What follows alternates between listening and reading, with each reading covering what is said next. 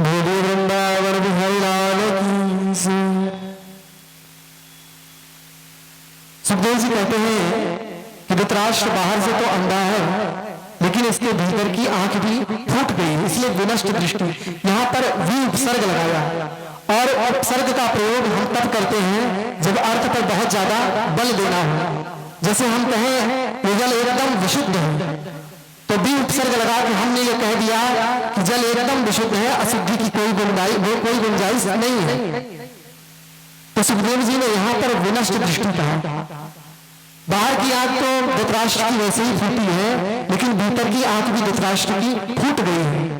भीतर के जो नेत्र हैं, जिन नेत्रों से हम परमात्मा का दर्शन करते हैं, ज्ञान विराग नैन उर्गारी, जो ज्ञान वैराग्य जो अंदर की दृष्टि है। बाहर की दृष्टि से हम संसार को देखते हैं, लेकिन अंतर की दृष्टि से हम परमात्मा का दर्शन करते हैं। और धृतराष्ट्र क्या है, बाहर से भी अंधा है और अंदर से भी अंधा है। धृतराष्ट्र मोह है, और मोह जन्म से ही अंधा होता है। उसकी पत्नी गांधारी ममता है, वो अंधी नहीं है, लेकिन उसने अपने नेत्रों में लोहे की पट्टी बांध रखी है। ममतावान व्यक्ति देखता हुआ भी अनदेखा कर देता है, इसलिए गांधारी ममता है। और जब माता पिता ही दृष्टिहीन हो तो पुत्र को दृष्टि कहां से मिल जाएगी। इसलिए वैसे ही दुर्योधन है और उसके 100 भाई हैं। इस प्रकार से कहते हैं कि जब भीतर और बाहर दोनों नेत्रों से हीन अंधे राजा धृतराष्ट्र ने अन्याय से अपने दुष्ट पुत्रों का पालन करते हुए पांडु के पुत्रों को लाक्षागृह में भेजकर जलाने का प्रयास किया। उस समय विदुर जी महाराज धृतराष्ट्र के पास आए और पूछने पर उन्होंने सलाह दी, जिसे मंत्री लोग विदुर नीति कहते हैं। विदुर जी कहते हैं कि हे महाराज, जिसे आप अपना पुत्र समझ रहे हैं, वास्तव में वह पाप रूप है। महाराज, हमारे शास्त्र यही कहते हैं कि अगर एक व्यक्ति को त्यागने से पूरा परिवार बचता हो तो उसको त्याग दो। अगर एक गांव को नष्ट करने से पूरा जिला बचता हो तो उसको नष्ट कर दो। और अगर एक जिला को नष्ट करने से पूरा प्रदेश बचता हो तो उसको नष्ट कर दो। और अगर एक प्रदेश के नष्ट करने से पूरा देश बचता हो तो उसको नष्ट कर दो। अब महाराज, ये बातें जैसे ही विदुर जी महाराज धृतराष्ट्र को समझा रहे थे, किसी ने जाकर के दुर्योधन के कान भर दिए।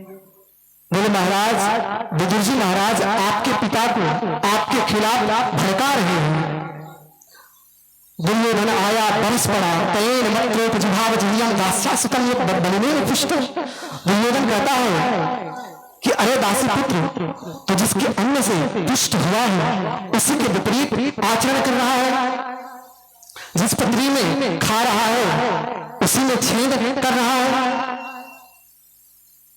दुर्योधन विदुर जी महाराज को कठोर वचन करता रहा, किंतु धृतराष्ट्र कुछ नहीं बोले। विदुर जी समझ गए मौनम सुकृत लक्षणम। तो इस प्रकार से विदुर जी महाराज अपने धनुष को दरवाजे पर रखकर तीर्थ यात्रा करने के लिए चले गए। धनुष को इसलिए रख दिया ताकि धृतराष्ट्र के मन में ये ना आए कि वो पांडवों की ओर से युद्ध करने जा रहा है। सुखदेव जी कहते हैं वो विदुर के रूप में मूर्तिमंत धर्म ही कौरवों को छोड़कर चला गया। सभी कौरव अपने। आज भगवान ने भी बहुत प्रसन्नता व्यक्त की, क्योंकि जब तक कौरवों के पक्ष में विदुर थे तब तक भगवान भी कुछ नहीं कर पा रहे थे। इस तरह से विदुर जी महाराज तीर्थ यात्रा के लिए प्रस्थान करते हैं। कालेन तावत् तमुनामुपेत्य तत्रोद्धवं भागवतं ददर्शं। कुछ समय बाद यमुना जी के तट पर विदुर जी ने उद्धव जी को देखा। दोनों को मुलाकात हुई, एक दूसरे को हृदय से लगाया। उद्धव जी कहते हैं विदुर जी आप श्रेष्ठ हैं। वो कहते नहीं, आप श्रेष्ठ हैं। यही वैष्णवता है। वैष्णव स्वयं को सामान्य समझता है, दूसरे को श्रेष्ठ समझता है। और संसार वाले मिलते हैं तो अपनी गाते रहते हैं, कि मैंने भैया ये कर लिया, मैंने वो कर लिया। सामान्य व्यक्ति स्वयं को श्रेष्ठ समझता है, दूसरे को असामान्य समझता है, लेकिन भगवान का भक्त वही है। कौन? बोले अमान ना मान देना, वो स्वयं अमानी रहकर दूसरे को मान देता है। उद्धव जी कहते विदुर जी आप श्रेष्ठ हैं। विदुर जी कहते नहीं उद्धव जी आप श्रेष्ठ हैं।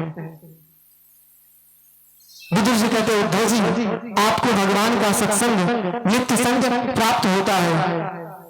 उद्धव जी कहते इसमें कौन सी बड़ी बात है, मैं तो भगवान के साथ रहता हूं, लेकिन आप तो भगवान के दिल में रहते हो।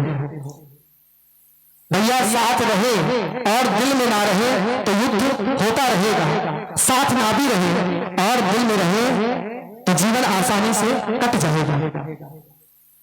उद्धव जी बोले आप हमसे आगे हो, आप तो भगवान के हृदय में निवास करते हो। भगवान जब चर्चा करते हैं ना तो बात बात पर विदुर जी महाराज को याद करते हैं। काश यहाँ विदुर बैठे होते तो कितना सुख होता। सारे प्रसंगों को हम यहीं से प्रणाम करते हैं, क्योंकि प्रसंग में हम बहुत पीछे चल रहे हैं। तो इस प्रकार से उद्धव जी ने विदुर जी महाराज को भगवान महाभारत युद्ध का परिणाम और भगवान के सुधाम गमन की कथाएं सुनाई। बहुत सारी आपस में रात भर दोनों ने चर्चा की और आगे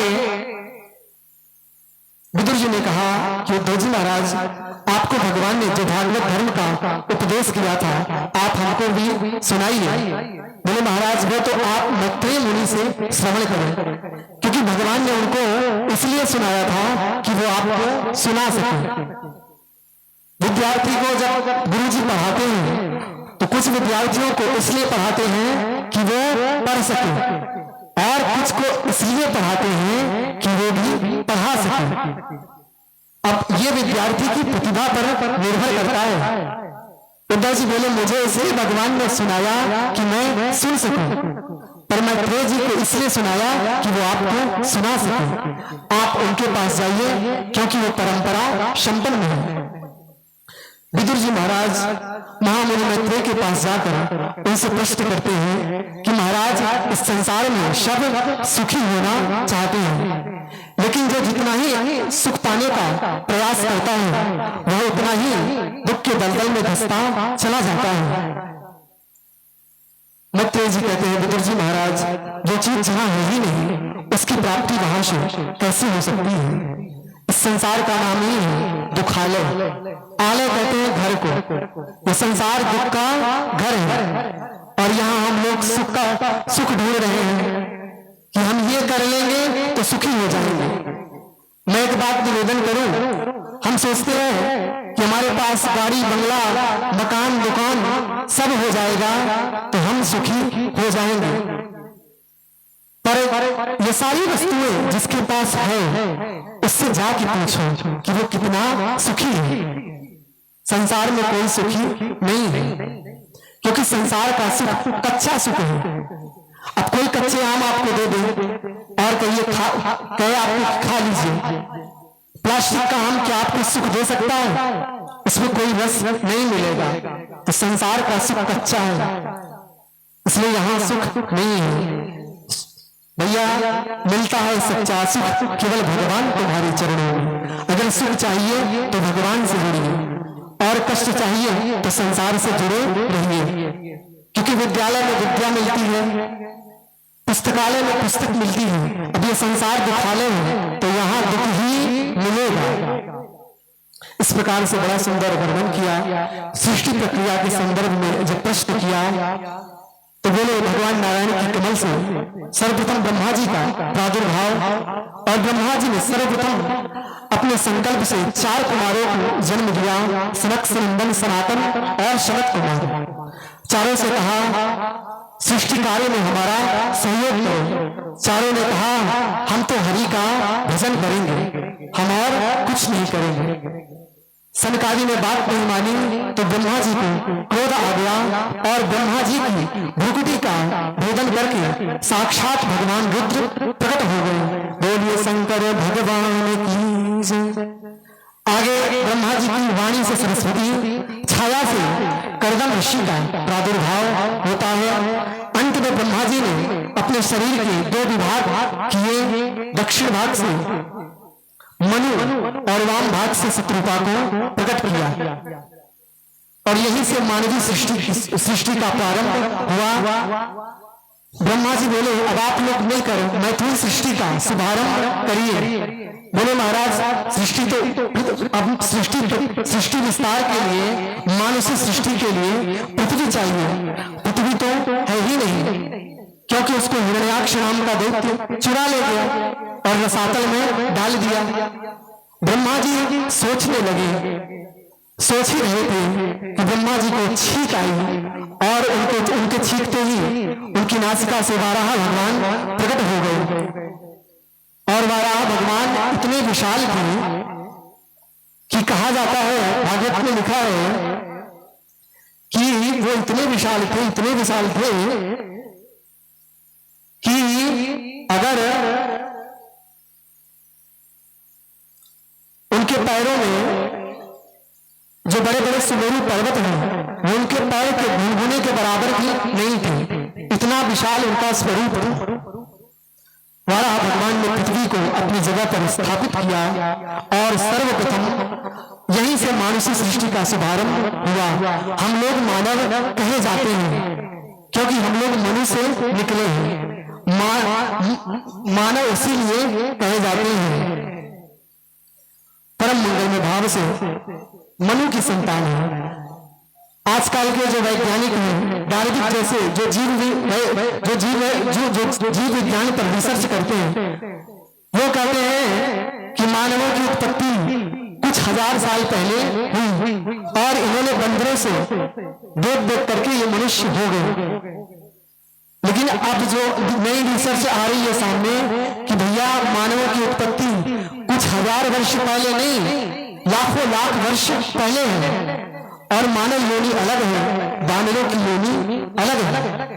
आज जब रिसर्च और बढ़ रही है तो हमारे शास्त्रों की बातें सही सिद्ध हो रही हैं। इस प्रकार से कहते हैं मनु महाराज के 5 संतान हुई, 3 पुत्री आपिति देवहूति प्रसूति, 2 पुत्र प्रियव्रत और उत्तानपाद। मध्यम पुत्री देवहूति का विवाह कर्दम ऋषि के साथ हुआ जो ब्रह्मा जी की छाया से उत्पन्न हुए थे।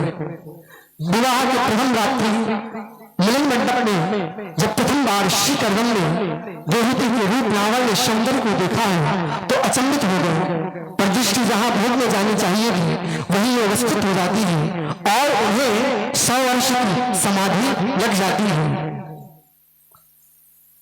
यही है, मन में एक विचार आ गया कि जब ये बिंदु इतना सुंदर हो सकता है तो ये सिंधु कितना सुंदर होगा। जब ये इतनी सुंदर हो सकती है तो स्वामी में कितनी रूपवती होगी। वासना के द्वार से उपासना में प्रवेश हो जाए, यही आध्यात्म का तात्पर्य है। और देवहूति जी कोई सामान्य नहीं थी। एक बार देवहूति जी महल की छत पर गेंद खेल रही थी। गेंद खेलते समय कभी ऊपर कभी नीचे जब वो देख रही थी और गेंद खेल रही थी तो उस समय गंधर्व जा रहे थे विमान में चढ़कर। उन्होंने जो देखा सो ऐसे मुग्ध में महाराज कि वो विमान चलाना भूल गए और वो तो पट्ट से धरती पर गिर गए। तो ऐसी इतनी सुंदर थी देवहूति जी। गंधर्व, अच्छा देवताओं में गंधर्व सबसे ज्यादा सुंदर होते हैं। गंधर्वों का सौंदर्य भी फीका पड़ जाता था देवहूति जी के सौंदर्य के सामने। पर जैसे ही देखा तो समाधिस्थ हो गए। 100 वर्षों की समाधि। देवहूति जी तपस्वी स्त्री के समान जीवन जीने लगी। जब कर्दम जी की समाधि खुली तो वे कहते हैं कि देवी तुष्टो हमप्यमा नदीमानदाया शुश्रूषया परमया परया च भक्त्या यो देहिना मयमतीव सुहृत्स्वदेहो नावीक्षितः समुचितः क्षपितुं मदर्थे। कहते हैं कि हे मानवी, हे मनोपुत्री, मैं तुम्हारी उत्तम सेवा से प्रसन्न हूं। संसार में व्यक्ति को अपने शरीर से प्रिय कुछ नहीं लगता, पर तुमने मेरी सेवा में अपने देह का ध्यान भी नहीं दिया, इसलिए वरदान मांगो। देवती जी बोली, स्वामी अगर हम गृहस्थ बने हैं तो कम से कम एक संतान तो हो। मनोभाव को जान करके, उनके मनोभाव को जैसे ही कर्दम जी ने जाना, तुरंत योग बल से मन की गति से चलने वाले कामक विमान की रचना की, जिसमें हजारों कमरे थे, हजारों दास दासियां। और महाराज उसमें स्नानागार अलग है, भोजनागार अलग है, सेनागार अलग है। ऐसा सुंदर सुंदर दिव्य विमान जब देवहूति जी ने देखा तो विचार किया कि अब तो मैं बुद्धि हो चुकी हूं, 100 वर्ष बीत गए। उनके मनोभाव को जान करके कर्दम जी ने सरोवर बना दिया और बोले, देवी इसमें स्नान करिए। वो कोई सामान्य सरोवर नहीं है, वो भगवान नारायण के आंसुओं से तैयार हुआ सरोवर है। और जैसे ही देवहूति जी उसमें स्नान करती हैं, डुबकी लगाती ही देवहूति जी नव यौवन संपन्न हो गई। दोनों पति पत्नी उस विमान में बैठते हैं। कर्दम जी देवी देवहूति के साथ 100 वर्ष तक विमान में विहार करते रहे, जिससे उन्होंने कालांतर में 9 कन्याओं को जन्म दिया। 9 कन्याओं के जन्म के पश्चात जब कर्दम जी तपस्या के लिए जाने लगे, तब देवहूति जी ने कहा कि महाराज मैंने तो आपसे पुत्र की कामना की थी, आप चले जाएंगे तो मेरा सहारा कौन होगा। तब कर्दम जी बोले कि अरे देवी, मैं तो भूल ही गया था, साक्षात भगवान ही हमारे घर में पुत्र बनकर आएंगे। देखिए पहले 9 देवियों का प्रादुर्भाव हुआ। ये 9 देवियां कौन है? यही है नवधा भक्ति। जब हमारे जीवन में नवधा भक्ति आएगी, उसके बाद भगवान का आना तय है। जैसे ही 9 देवियां आई, उसके बाद कालांतर में भगवान कपिल का प्राकट्य हुआ। बोलिए कपिल भगवान की। कपिल भगवान का प्राकट्य हुआ। कपिल भगवान के प्राकट्योत्सव पर ब्रह्मा जी अपने मानस पुत्रों के साथ कपिल भगवान का दर्शन करने आए। ब्रह्मा जी के साथ आए ऋषियों के साथ कर्दम जी की कन्याओं का विवाह संपन्न हुआ। मरीचि का कला से, अत्रि का अनसुईया से, अंगिरा का श्रद्धा से, पुलस्त्य का हविर्भू से, पुलह का गति से, क्रतु का क्रिया से, भृगु का ख्याति से, वशिष्ठ का अरुंधति से और अथर्वा का शांति से। इस प्रकार से विवाह संपन्न हुआ। इधर कन्याओं का विवाह हो गया। कर्दम जी तपस्या करने चले गए और जहां अब देवहूति मां बिल्कुल अकेली घर में पड़ गई, तो एक दिन माता देवहूति कपिल भगवान के पास आई और माता देवहूति ने कपिल भगवान से प्रश्न किया, मेरे वृंदानितराम भूमन असत इंद्रिय दर्शनात् येन संभाव्यमानेन प्रपन्नांधं तमः प्रभो। देवहूति जी कहती है कि बेटा, मैं इंद्रियों की विषय वासना से खिन्न हूं।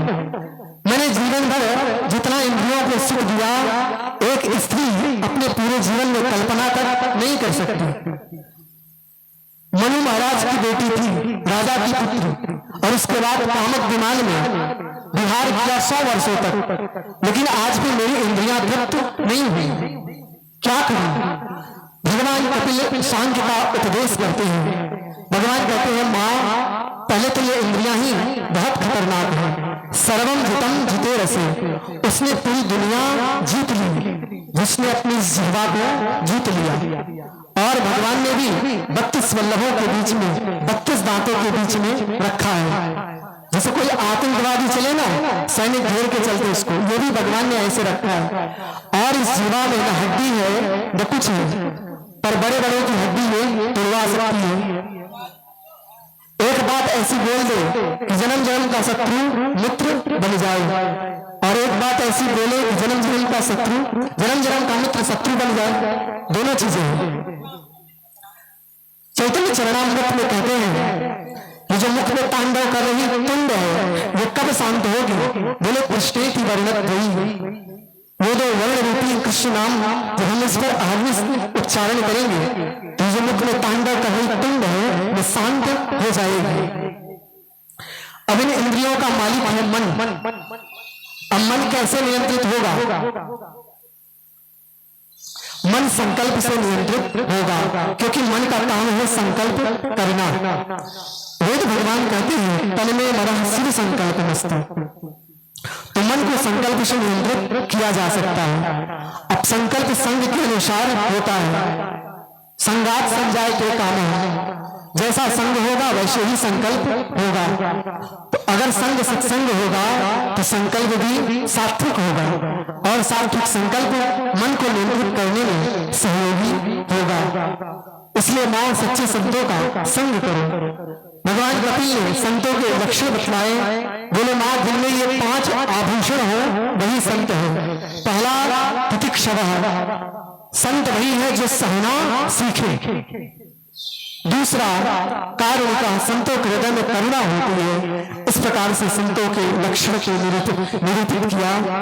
आगे कपिल भगवान ने यम नियम आसन प्राणायाम प्रत्याहार धारणा ध्यान समाधि इन सारे विषयों का वर्णन किया। भगवान के सुंदर ध्यान का वर्णन किया और परम मंगलमय भाव से भक्तों के प्रकार का वर्णन किया। भगवान कहते हैं कि मां जो केवल मंदिर की मूर्ति में मुझे देखते हैं वो अधम भक्त हैं, अधमा अधम। दूसरे वो हैं जो भगवान के विग्रह में भी और साधु संतों में भी वैसे ही दर्शन करते हैं, मेरे समान ही, वो दूसरे कोटि के भक्त हैं।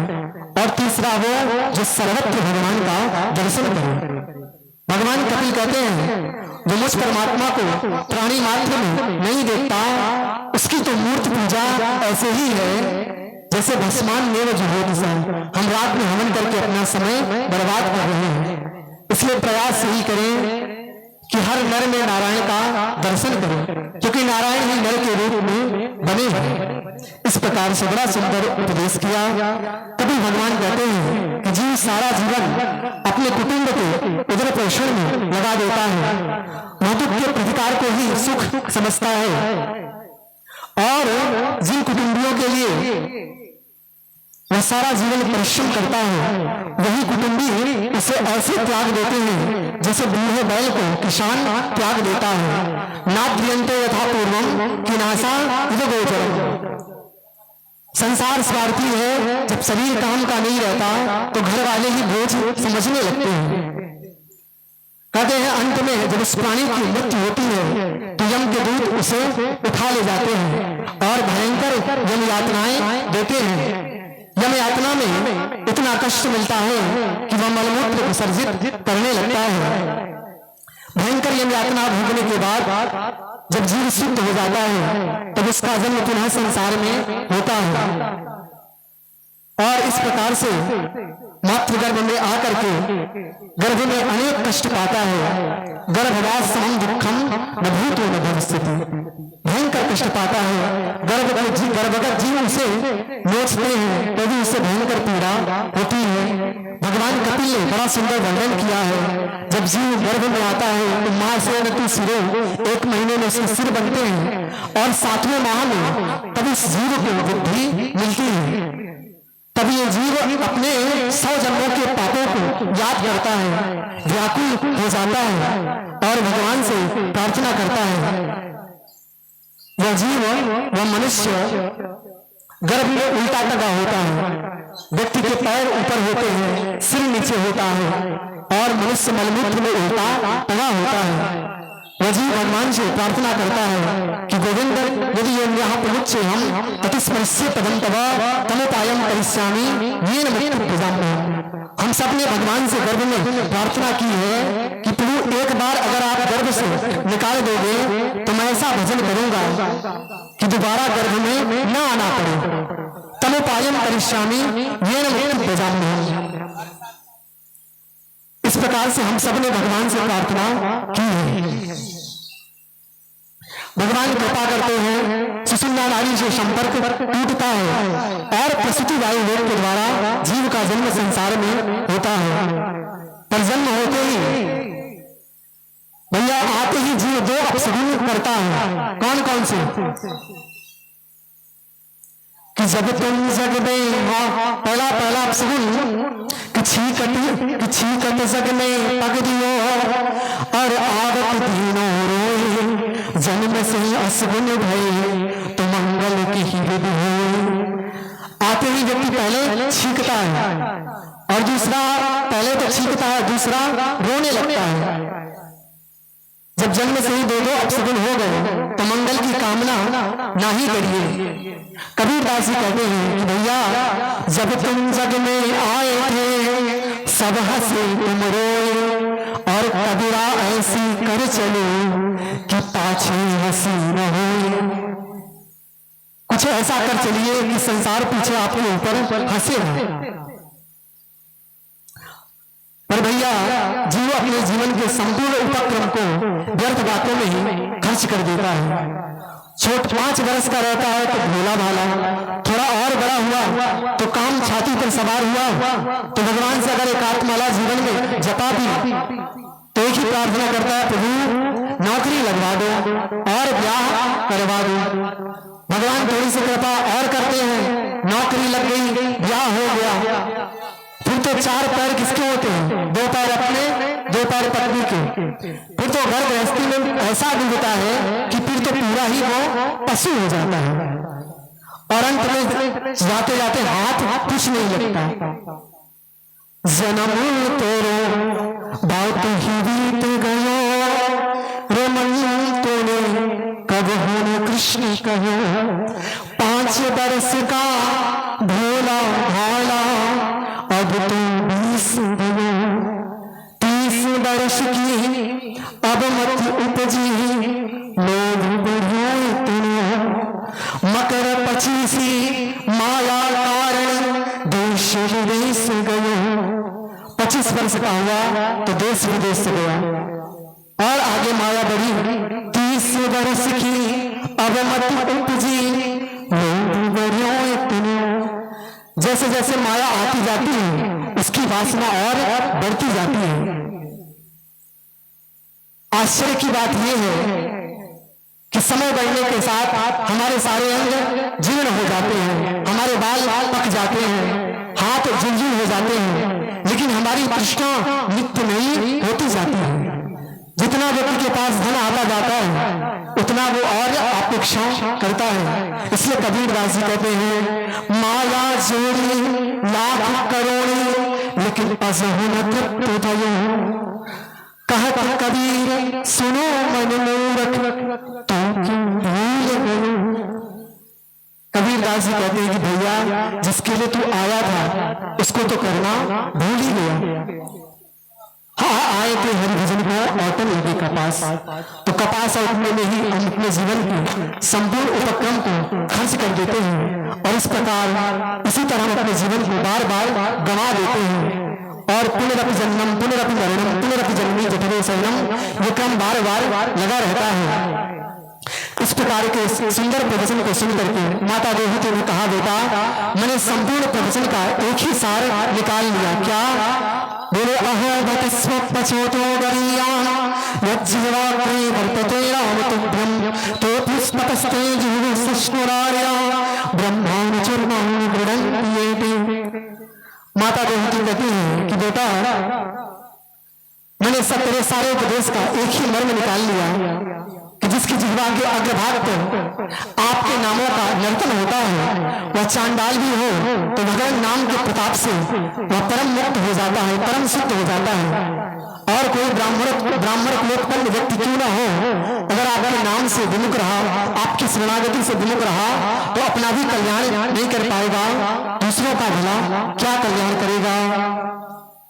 इसलिए आगे माता देवहूति का शरीर सरिता में परिणित हो गया। इतना भाव विवल हुई माता देवहूति, माँ को प्रणाम करके कपिल भगवान गंगा सागर की ओर प्रस्थान करते हैं और जगत के जीवों का कल्याण करने के लिए आज भी कपिल भगवान गंगा सागर में तपस्या रत हैं।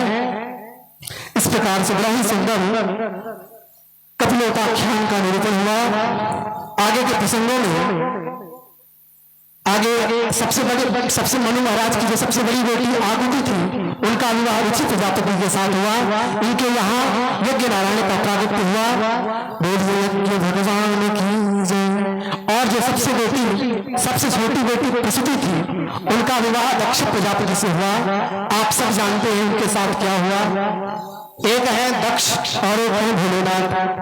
दक्ष किसको कहते हैं? दक्ष कहते हैं जो तीक्ष्ण हो, चतुर हो। हम कहते हैं ना ये व्यक्ति इस काम में बड़ा दक्ष है, और वो है भोलेनाथ, तो कहां से कटेगी? तो दक्ष प्रसंग में माता सती ने देह त्याग किया और बाद में पार्वती के स्वरूप में भगवान शिव को फिर से प्राप्त होती है। और आगे वर्णन करते हैं सुखदेव जी महाराज कि उत्तानपाद के जो दूसरे पुत्र थे, मनु महाराज के जो दूसरे पुत्र थे उत्तानपाद, उनकी दो रानियां थी, आकृति और देवहूति। जय उत्तानपादस्य सुनीति सुरुचिस्तयोः सुरुचिर्प्रिय संपत्तिर्नेतरां विकसितो ध्रुवः। सुनीति और सुरुचि उत्तानपाद की दो रानियां थी, मनु महाराज के जो छोटे पुत्र थे। उत्तानपाद अपनी छोटी रानी सुरुचि से ज्यादा प्रेम करते थे। उत्तानपाद कौन है? उत्तानपाद हम सब जीव ही हैं। उत ऊर्ध्वम पादम असम जैसे उत्तानपाद बोले जिसके पैर ऊपर हो और सिर नीचे हो वही उत्तानपाद है। तो गर्भ में हम सबके पैर ऊपर होते हैं और सिर नीचे होता है, और हम जीव रूपी उत्तानपाद की दो ही पत्नियां हैं। कौन कौन? सुनीति और सुरुचि। सुनीति कहते हैं अगर हम नीति के अनुसार, शास्त्र के अनुसार व्यक्ति अगर अपने जीवन को चलाता है तो उसे ध्रुव पद की प्राप्ति होती है, और जो अपनी रुचि के अनुसार स्वेच्छा कर होता है उसे उत्तम पद की प्राप्ति होती है। तो इस प्रकार से ध्रुव और उत्तानपाद आप सब जानते हैं। कथा सूक्ष्म रूप में वर्णन करते हुए ध्रुव जब गए, बोले वृंदावन बिहारी लाल की जय, भागवत महापुराण की जय। श्री सुखदेव जी महाराज।